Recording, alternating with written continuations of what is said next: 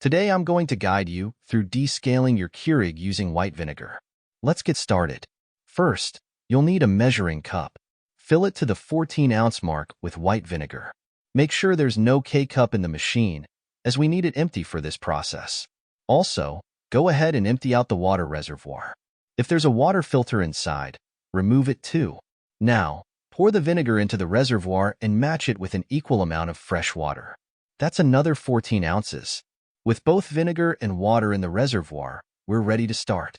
Note that vinegar can emit a strong odor when heated, but it's effective for descaling.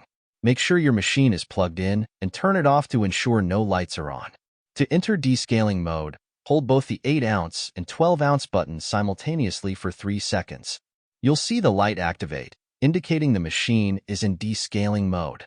Press the start button to cycle the vinegar solution through the machine. Catch the solution in a container and discard it once it runs through. Repeat this process until the low water indicator lights up. Vinegar requires thorough rinsing to remove any lingering odors, so be prepared to run several cycles of fresh water through the machine.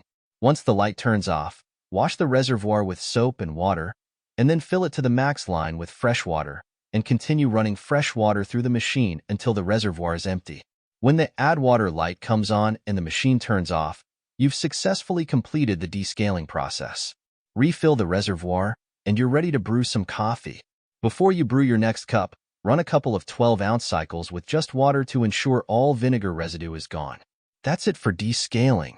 If you have any questions, leave a comment below. Thanks for watching.